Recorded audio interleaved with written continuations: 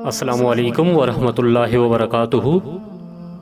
ایک دفعہ حضرت بابا فرید الدین مسعود گنج شکر رحمۃ اللہ علیہ اپنے خاص مریدین سے مخاطب تھے۔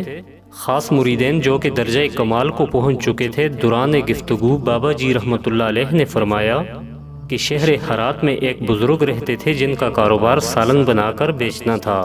حسب معمول وہ سالن کی دیگ بنا کر گاہکوں کے انتظار میں بیٹھے ہوئے تھے کہ ایک عورت آئی اور اس نے سالن طلب کیا۔ بزرگوں نے دے دیا۔ بدلے میں اس عورت نے بابا جی کو بطور قیمت کھوٹا سکہ دیا۔ بابا جی نے بغیر اس عورت پر ظاہر کیے کہ مجھے کھوٹے کھرے کی پہچان ہے کہ نہیں، غلے میں سکہ رکھ دیا اور خاموش ہو گئے۔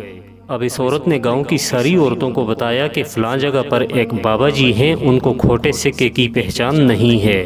پھر اور عورتیں اور لوگ آئے، بابا جی سے سالن طلب کرتے اور بدلے میں کھوٹے سکے دے کر چلے جاتے۔ بابا جی بھی بغیر کچھ بولے قبول کرتے اور سالن دے دیتے۔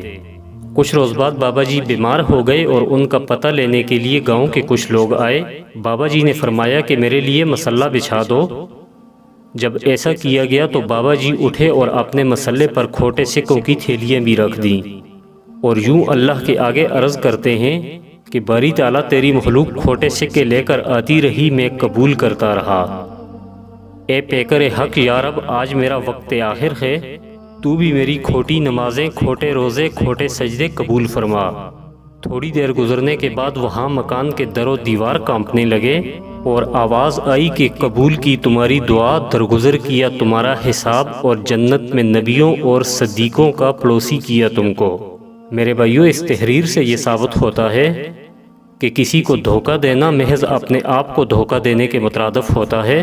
کچھ عظیم لوگ انسانیت کو مد نظر رکھتے ہوئے جان بوجھ کر دھوکہ کھاتے ہیں اور اللہ کی خوشنودی پاتے ہیں، اور یہی لوگ عظیم کہلاتے ہیں۔ اللہ پاک ہمیں سمجھنے کے ساتھ ساتھ ان پر عمل کرنے کی کامل توفیق عطا فرمائے۔ اگر آپ کو یہ ویڈیو اچھی لگی ہے تو اسے لائک کر دیجئے۔ اگر چینل کو سبسکرائب نہیں کیا تو پلیز سبسکرائب کر دیجئے۔ والسلام۔